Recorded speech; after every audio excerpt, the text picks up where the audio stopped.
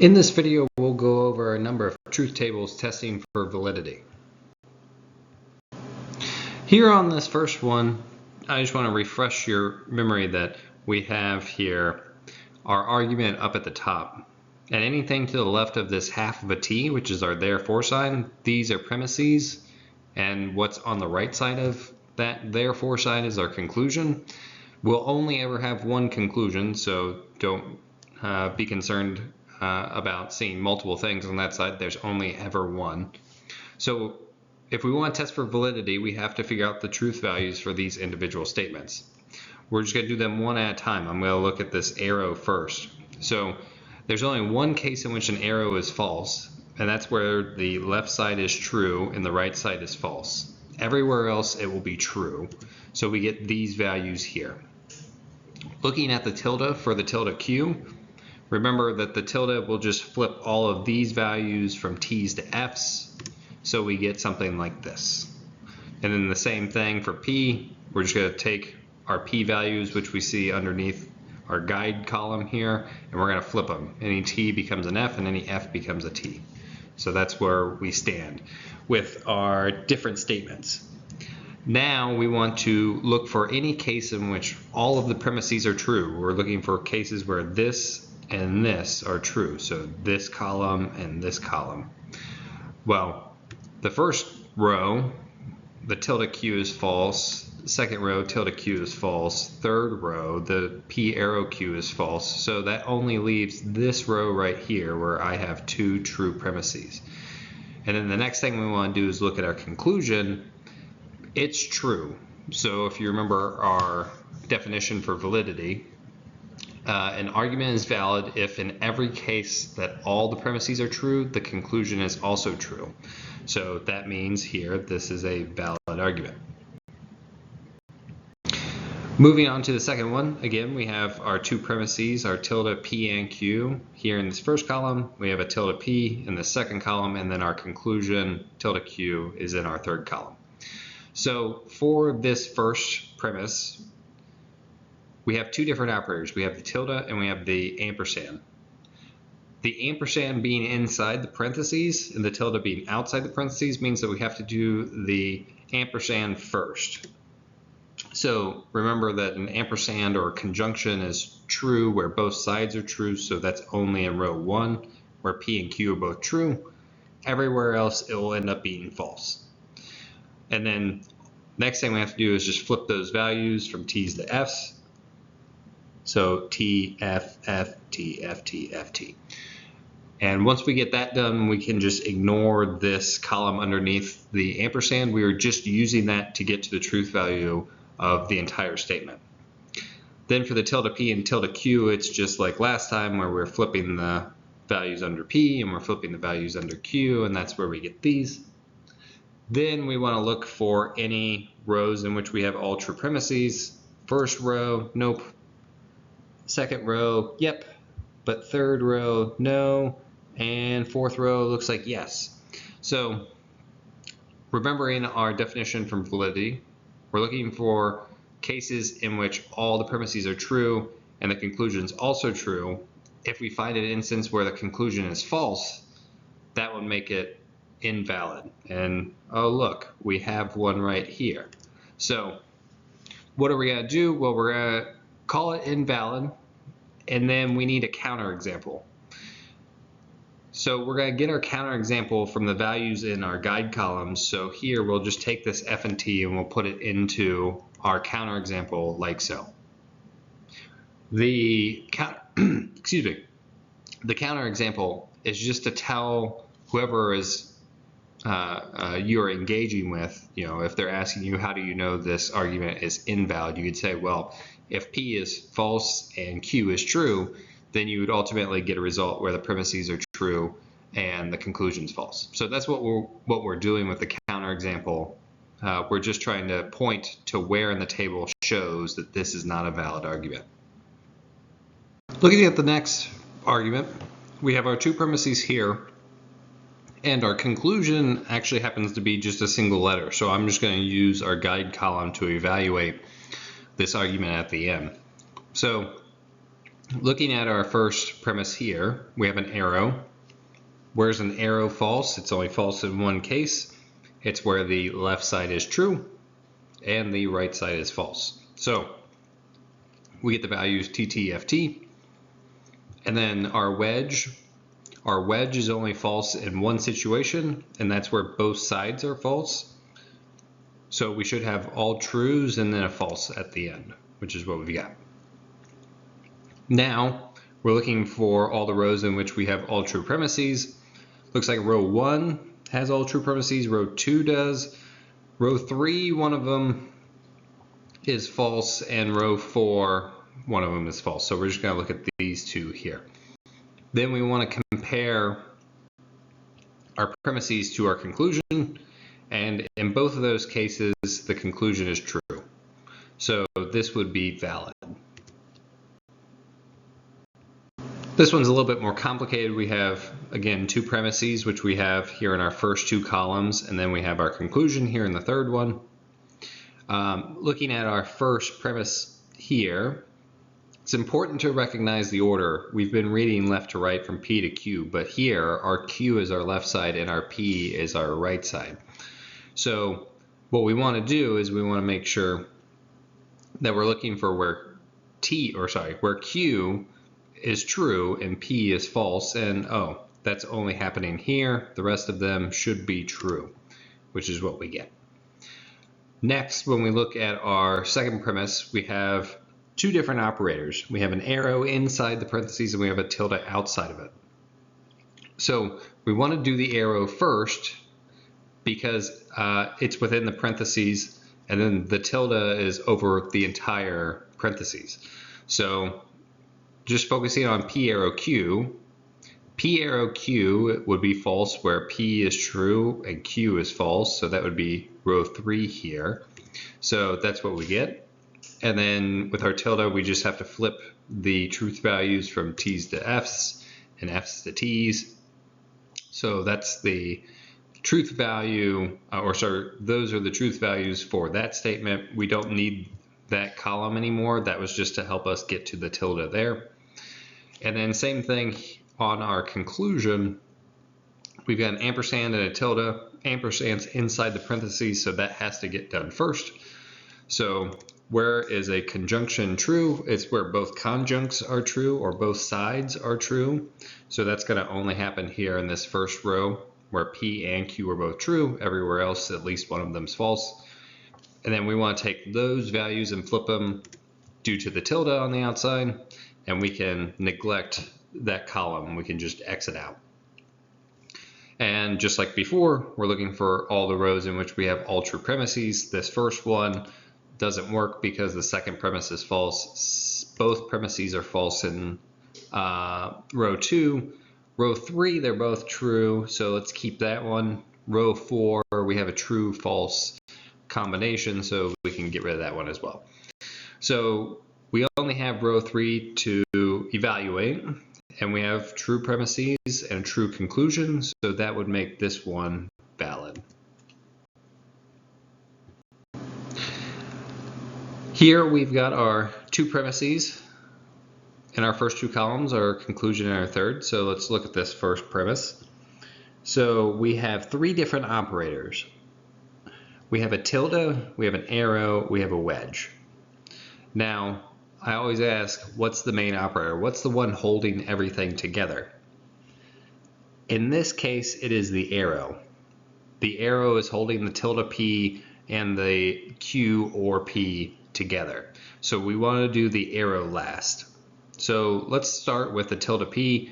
So tilde P, we're just going to flip our values associated with P. So every T becomes an F, every F becomes a T. That's all we have to do for the tilde P. Now for our wedge statement, a wedge is false in one situation, and that's where both disjuncts are false, both sides are false. So everywhere should be true, except for that last row should be false. And now we want to use these values to evaluate our arrow operator here. And so an arrow is false where the left side is true and the right side is false. And I only see one case of that, which is down here, where I have a true antecedent or left side and a false consequent or right side. So we get TTTF, and then we can get rid of those two columns there. Next, we can move on to the double arrow or the biconditional. A biconditional is true wherever both sides match. So if they're both true, it should be true. If they're both false, it should also be true. So that's where we get these TFFT. And then flipping the values for Q to get R tilde Q. And then, just as before, we're looking for all the rows in which we have all true premises. Oh, that first one, I've got two trues, so let's keep that one. Next one, not so much. Third one, nope, one of the premises is false. Oh, same thing for the fourth one. So I've only got one row here to look at. And what's my conclusion? Oh, it's false. So that would mean that it is invalid. And since it's invalid, we need a counterexample.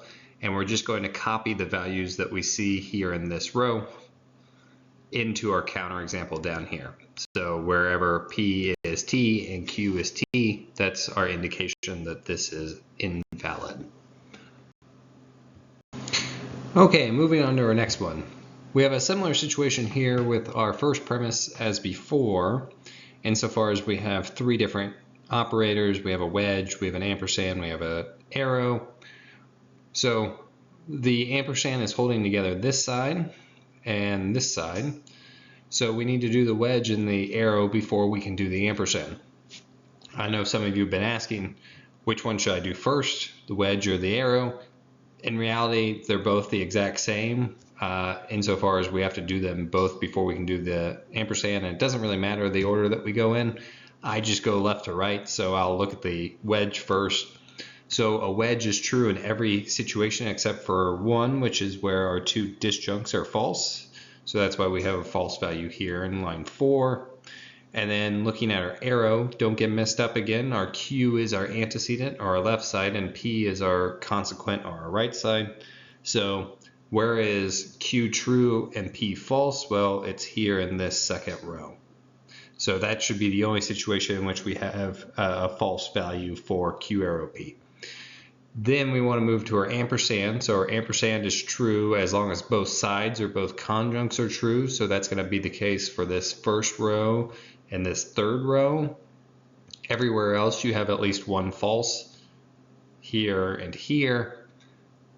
So those are the truth values for the entire statement. We can get rid of these columns here, and then we're done with that premise. Now, moving on to the second premise, we have an ampersand inside parentheses and a tilde negating everything inside of it. So we need to do the ampersand first. So an ampersand is true where both sides or both conjuncts are true. So that's going to be the case here in this first row, but all the other ones should be false. And then our tilde is just going to flip those values across from T's to F's and F's to T's, and then we can get rid of that column too.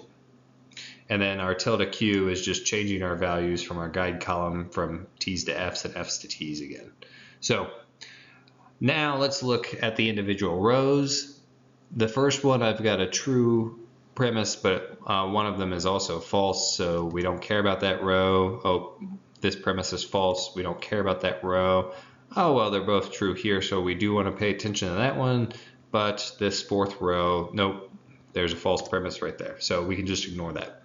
So we've only got one row that we're really paying attention to, and our conclusion also happens to be true in that case. So this would be valid. We're going to move on to some arguments that use three different propositional letters, P, Q, and R. So that's why we have to have 8 rows here. If we had a fourth letter, then it would be 16 rows. If we had a fifth one, it would be 32. That's why we stop at 3. So still same principles. We have our premises. We need to figure out the truth values of those, and then we need to figure out the truth value of our conclusion here. So premises in this column, our conclusion here. So look at the first one. It's a wedge. If you remember, a wedge is false only where both sides are false. So that's going to happen here and here. So our P and Q are both false here, and they're both false here.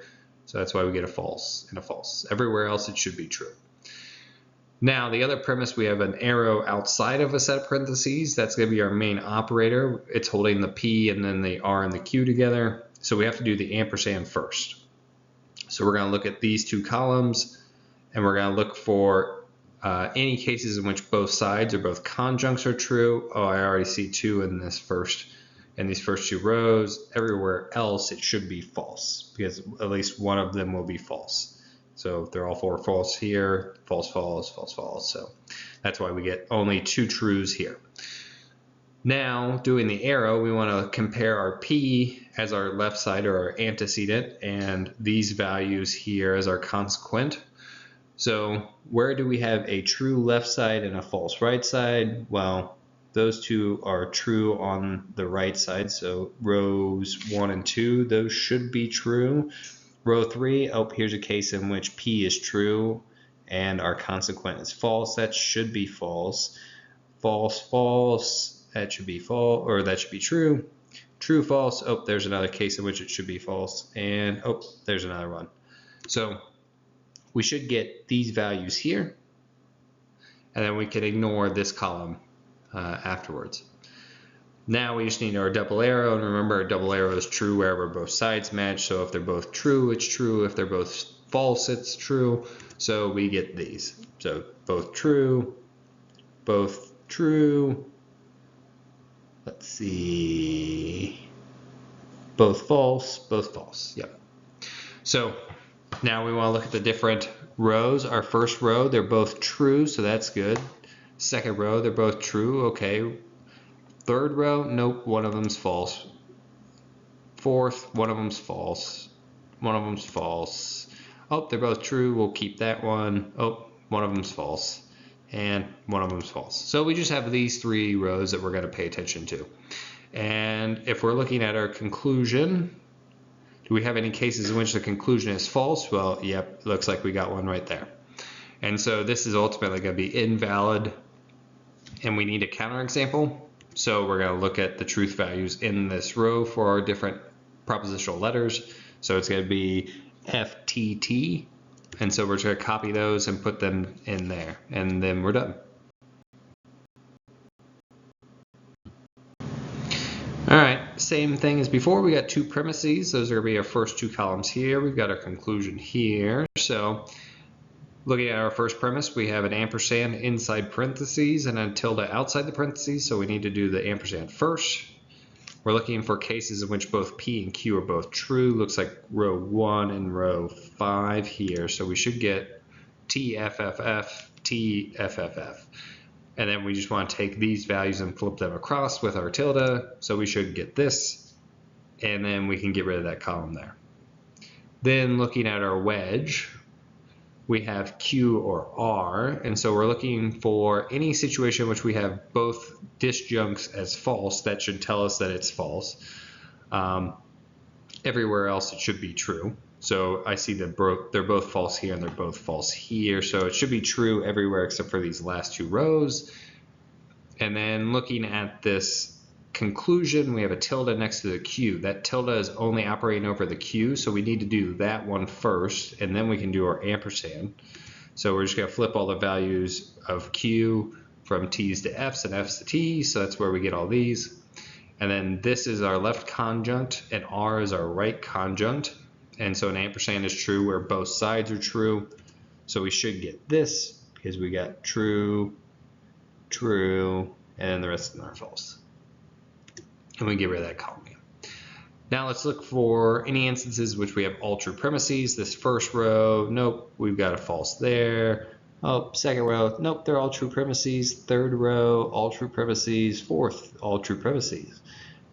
Fifth, nope, we got a false there. All true premises here. Oh, nope, got a false premise here and got a false premise here. So we don't care about any of those. Now we want to look at our truth values for our conclusion. And hey, look, here's one that's false. So we automatically know that it's going to be invalid, and then we just want to produce our counterexample based on the values that we see here. in our guide column, so we could list them as FTT.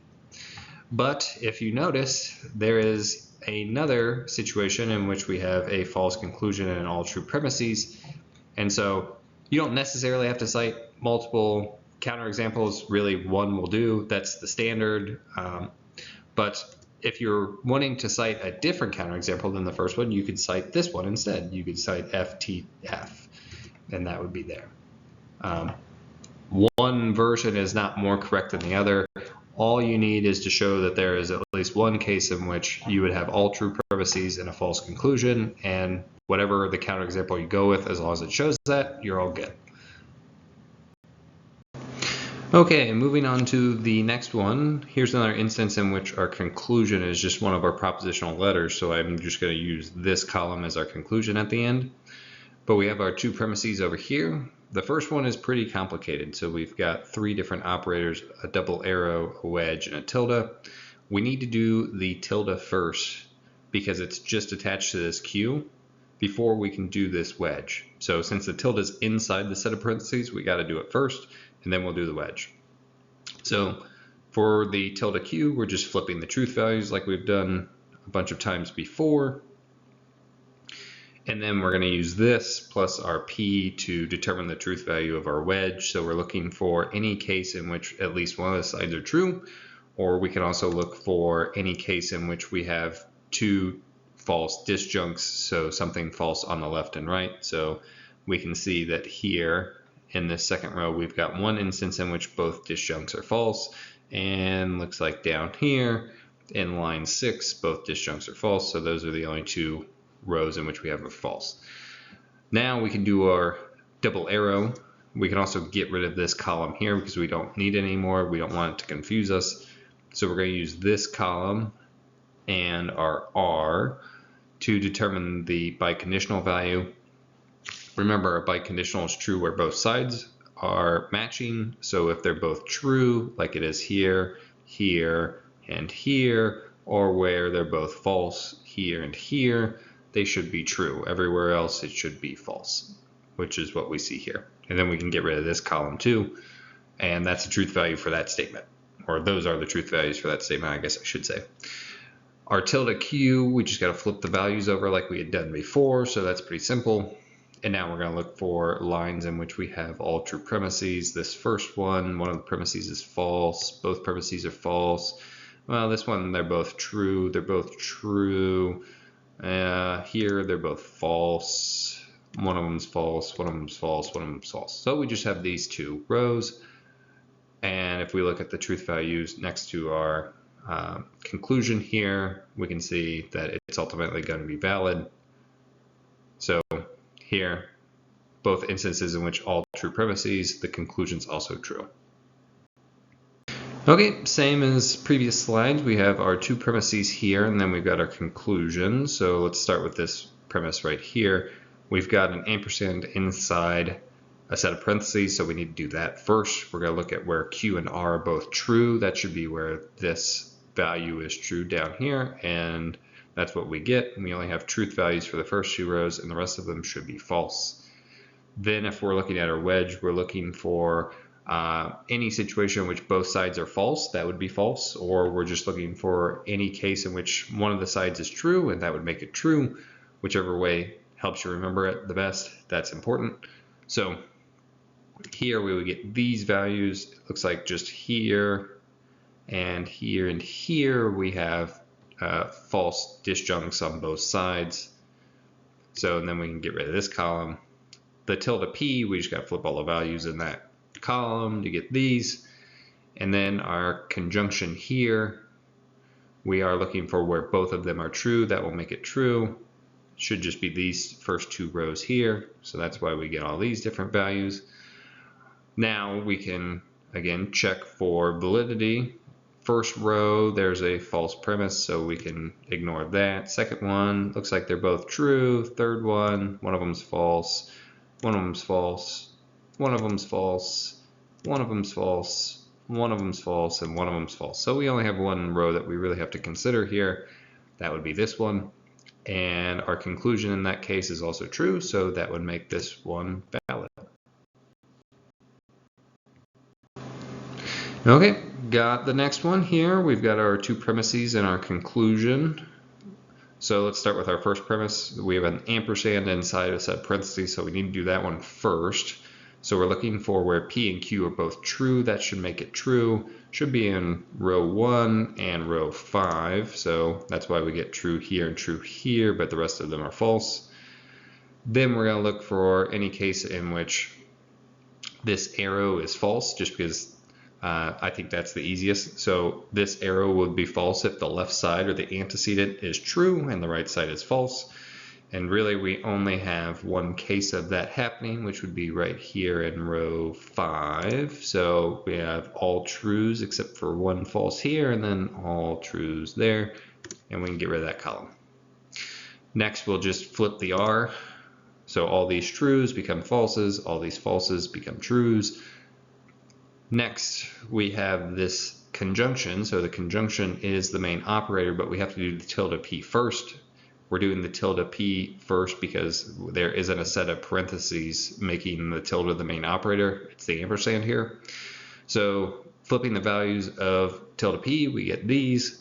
And then we're looking for any case in which we have two true conjuncts that would make the conjunction true. So wherever this and Q are both true would make it true. So we get these cases here, and that's row 2 and row 6. Then we can get rid of that column. Now let's check our premises, any lines in which we have all true premises. First one, no. Second one, no. Third one, no. Fourth one, no. Fifth one, no. Sixth one, yes, yes, yes. So 6, 7, and 8 are all true, or at least they have all true premises. So we will consider these. And now let's look at our conclusion. Oh, look, I see a case in which I have all true premises and a false conclusion. That would make it invalid. And so now I need a counterexample. I'll just copy the values here, which I find in this row, into my counterexample down here. So that's why I get TFF, because I'm just copying those down to here. And as we talked about in class, you see that there's another case here in which we have a false conclusion and all true premises. So if you really wanted to pick this row, you can. That would just change your counterexample to being all falses, and you'd have it there. So as before, it doesn't matter which one you pick. You only need one row in which you have all true premises and a false conclusion is enough to make it invalid. So as long as you have a counterexample there showing that, you're all good. Okay, last one. So premises here, here, and then we've got our conclusion here. So let's look at this first premise. Okay, I've got a tilde inside a set of parentheses, so I need to do that first. So I need to do tilde Q. So I'm just going to flip all those values from trues to falses, like I did here. And then I can do my arrow rule. So remember, for an arrow, the arrow is false where the left side is true and the right side is false. It's true everywhere else. So let's look for cases in which we have a true antecedent or true left side and a false right side. So I see here in row 1, I got a true and a false. That should ultimately be false. See, false, false, true, true, false, true, true, false. That one should also be false. And then I believe, oh, no, we got another one right here. That one should also be, actually, wait, take that back. So it's true, true, and then false, true. Yeah, so we should only have two cases in which we have a false truth value for this statement, first row, fifth row. And then we can get rid of that column because it's just going to confuse us now if we keep it there. So here's one of our disjuncts for this wedge statement. And then here is our other disjunct. So if we're looking for cases in which this disjunction is going to be false, we just want to find places where both sides are false. So both sides are false here, and that looks like the only case. So the rest of them should be true. And then we can get rid of that column there. For the tilde R, just like before, we're taking all these T's, we're making them F's, and every F we're just making a T. And then for our double arrow or biconditional, so that's the main operator here, we got to do the tilde P first.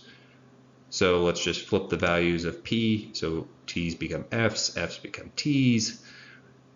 Now we're looking for cases where both sides match, that would make it true. So wherever tilde p and q are the same truth value, it should be true.